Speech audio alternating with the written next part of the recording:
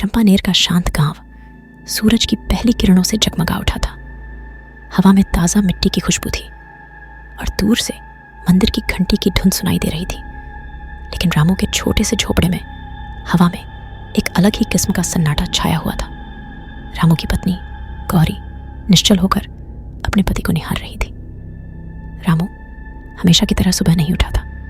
वो कल रात बिल्कुल स्वस्थ सोया था। कोई बीमारी, कोई शिकायत नहीं थी। फिर भी वो अब इस दुनिया में नहीं था। डॉक्टर भी कुछ नहीं समझ पाए। पोस्टमार्टम रिपोर्ट में मौत का कोई स्पष्ट कारण नहीं मिला। रामू ऐसे ही चला गया, बिना किसी बीमारी के, बिना किसी संघर्ष के। गांव में अफवाहों का बाजार गर्म हो गया। कुछ लोगों का कहना था कि बुरी नजर का शिकार हुआ। कुछ ने कहना शुरू कर दिया कि गांव में कोई भूत प्रेत सक्रिय है। गौरी के लिए यह सब बेमानी था। उसके पति चले गए थे और वो सिर्फ खालीपन और एक भयानक अनिश्चितता से घिरी हुई थी। दिन बीते, हफ्ते बीते, महीने बीते, लेकिन रामू की मौत का रहस्य जिसका तस बना रहा। धीरे धीरे गांव वालों का ध्यान हटने लगा। उनके जीवन अपनी रफ्तार से चलने लगे। लेकिन गौरी के लिए हर पल रामू की अनुपस्थिति का बोझिल दबाव बना रहता था। एक रात गौरी को एक अजीब सी खामोशी जगा गई। हवा में एक कंपन महसूस हो रहा था, मानो कोई अदृश्य शक्ति कमरे में मौजूद हो। वो डरी से सहम गई, लेकिन उठने की हिम्मत जुटा पाई। कमरे के कोने में रखी पुरानी पेटी उनकी नजर में आई। ये पेटी रामू की दादी की थी और वो इसे हमेशा बंद रखते थे। उसे नहीं पता था कि रामू इस पेटी को क्यों संभाल कर रखते हैं, लेकिन उस रात उसे लगा कि शायद इसी में कोई जवाब छुपा हो। उसने पेटी खोली।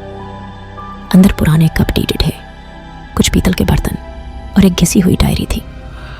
डायरी रामू की दादी की थी। गौरी ने कांपते हाथों से डायरी खोली और पढ़ना शुरू किया। डायरी में लिखा था कि गांव के पास के जंगल में एक प्राचीन मंदिर है जिसे कोई नहीं जानता।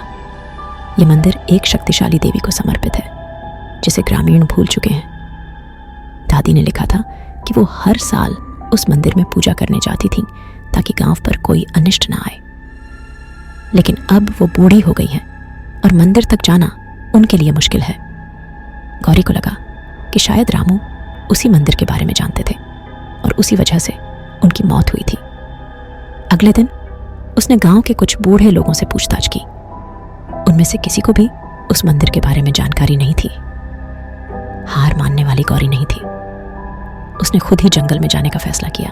जंगल घना और रहस्यमय था। सूरज की रोशनी मुश्किल से पेड़ों के घने पत्तों को चीर पाती थी। चारों ओर से अजीब सी आवाजें आ रही थी, शायद पक्षियों की चहचहाहट या फिर किसी अज्ञात जीव का पुकारना। गौरी को डर लग रहा था, लेकिन वो आगे बढ़ती रही। हर कदम के साथ उसे लगता था कि कोई उसे देख रहा है। पेड़ों की जटिल जड़ें उसके पैरों में अटक जाती थी और हर सरसराहट उसे चौंका देती थी। घंटों चलने के बाद उसे एक धुंधली रोशनी दिखाई दी। वो रोशनी पेड़ों के बीच से निकल रही थी। थोड़ी हिम्मत जुटाकर गौरी उस रोशनी की ओर बढ़ी। जैसे ही वो पास पहुंची, वो दंग रह गई। उनके सामने एक छोटा सा मंदिर था जो जंगल में छुपा हुआ था। मंदिर पुराना और जर्जर था, लेकिन उसमें एक अजीब सी शक्ति महसूस हो रही थी। मंदिर का दरवाजा खुला था। थोड़ी झिझक के बाद गौरी ने मंदिर के अंदर कदम रखा। अंदर का वातावरण अंधेरा था। हवा में धूप की हल्की सी खुशबू थी। गौरी ने दीवार पर टिमटिमाती हुई एक मिट्टी की दीपक देखी। उसने तुरंत पास पड़े सूखे पत्ते उठाए और उन्हें दीपक में डाल दिए। दीपक की रोशनी फैलने के साथ ही गौरी ने मंदिर की मूर्ति को देखा। मूर्ति एक खूबसूरत महिला की थी जिसके 4 हाथ थे। उसके हाथों में कमल, त्रिशूल, खप्पर और पाश थे। मूर्ति की आंखें बंद थीं, लेकिन गौरी को लगा कि वो उन्हें घूर रही हैं। एक अजीब सी ठंडक गौरी की रीढ़ की हड्डी पर चली गई। उसे अचानक ही अपनी दादी की डायरी याद आई। वो देवी कौन थी? क्या रामू उसी देवी के बारे में जानने आए थे और उसी देवी के कोप का शिकार हुए थे?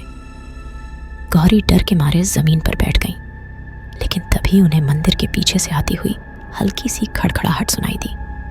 उसने धीरे से पीछे मुड़कर देखा।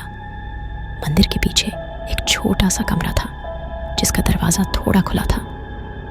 गौरी उठ खड़ी हुई और हिम्मत जुटाकर कमरे के अंदर झांकी। कमरा धूल से अटा हुआ था।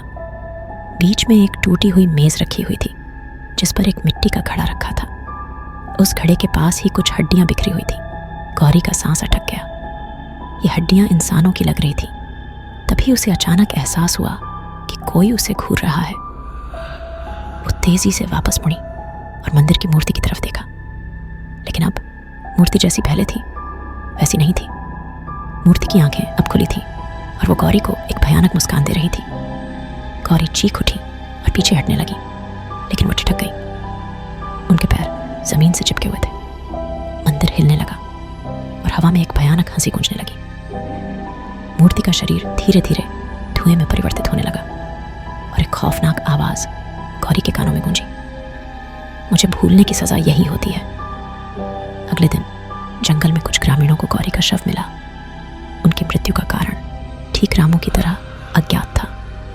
वो गांव में लौटने में असफल रहीं और चंपानेर गांव में एक बार फिर से अफवाहों का दौर शुरू हो गया। लेकिन इस बार अफवाहों में सच्चाई का एक डरावना अंश छुपा हुआ था।